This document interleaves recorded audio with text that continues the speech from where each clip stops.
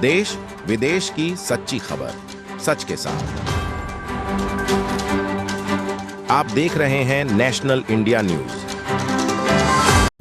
वाराणसी में रविवार को मासिक काव्य गोष्ठी आदर्श काव्य सरिता का उद्घाटन पद्मश्री राजेश्वर आचार्य ने दीप प्रज्वलित कर किया।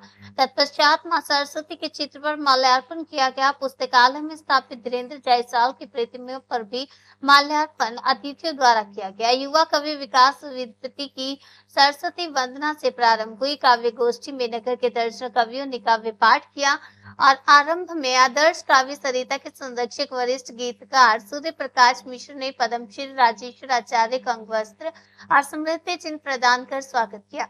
इस अवसर पर पद्मश्री राजेश्वर आचार्य ने कहा कि काशी सदस्य ही साहित्य, संगीत और संस्कृति की राजधानी रही है। विश्वास है कि आदर्श काव्य सरिता मासिक काव्य गोष्ठी वरिष्ठ रचनाकारों की उपस्थिति में नवोदित रचनाकारों को मार्गदर्शन प्रदान करेगी।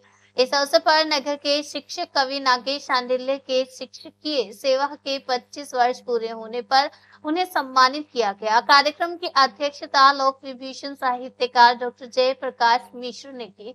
कार्यक्रम का संचालन कवि नागेश शांडिल्य ने किया। इस अवसर पर डॉक्टर संदीप पांडे, राकेश अग्रहरी, सरोज अग्रवाल, शिवम और शैलेश कुमार कुणाल आदि उपस्थित रहे।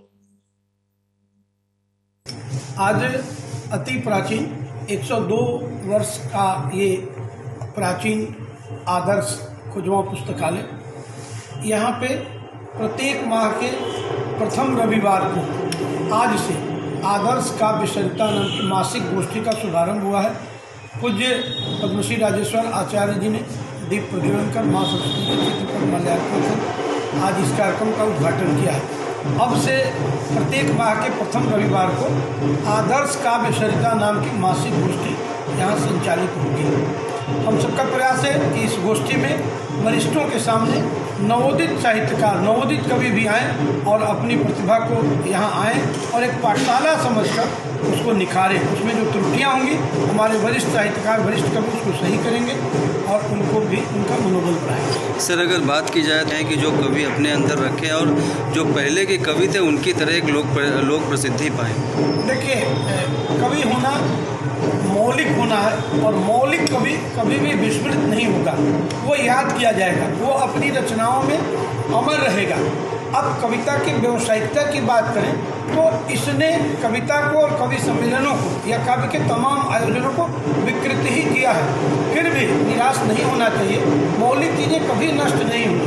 तो जो अमर रचनाएं हैं, श्रेष्ठ हैं, विशुद्ध हैं, मौलिक हैं, वो हमेशा बरकरार रहेंगे और हमेशा पूजनीय होंगे। कवि सदैव पूजनीय रहेगा। सर, खुजवा आदर्श पुस्तकालय चूँकि एक ऐतिहासिक स्थान है, सर क्या उद्देश्य और थोड़ा इतिहास इसका बता दें आप सर तो बड़ा अच्छा।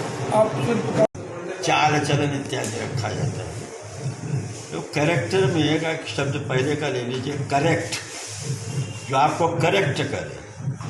ऐसी हमारे यहाँ जो मानसिक और मनन चिंतन की प्रक्रिया रही है वो 5 ललित कला की रही है।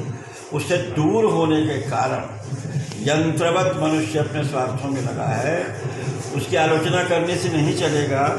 आप धारा चलती हुई तोड़ नहीं सकते, मोड़ सकते हैं। और ये मोड़ने की जो हमारे यहाँ की प्रथा 5 ललित कलाओं की बेजोड़ है, उसमें काव्य आता है। ये मन को परिष्कृत करता है, पुरस्कृत करता है, अभिव्यक्त करता है, सशक्त करता है। इसीलिए इस जीवंत औषधि जो निदान भी करती है, उपचार भी करती है, निषेध भी करती है और विधि भी बताती है, उसमें कविता है। इसलिए मनोमालिन्य दूर करके श्रेष्ठ मन की तैयारी के लिए ये काव्योपासना का यज्ञ जो शुरू किया है वह कोटिशः बधाई के पात्र हैं लोग। और सर, आप पूरे भारत के रत्न हैं। सर, आपने काव्य सरिता का एक युग देखा है। सर, जो वर्तमान में कवि आते हैं उनकी कविताएं प्रचलित कम, विवादास्पद ज़्यादा होती है। गुरुजी, क्या अंतर आप लोग देखते हैं? ऐसा है कि दिन रात आप उपेक्षा के तंश मारते रहिए, बिच्छू काटता रहे और आप सबसे कह के वो प्रशंसा के शब्द बोलता है। दंश के अंश मिलेंगे तो क्रोध रौद्र रस भी है, तो तो वह देख के आप कवियों को क्रोधी नहीं कह सकते। नवरस में बात करता है, जिस रस में बात करेंगे आप, यथा राजा तथा प्रजा की बात है, उनका आदर करिए, समादर करिए, तब उनका मन बचेगा। अभिवादन करिए तो वो काव्यवादन करेंगे। धन्यवाद।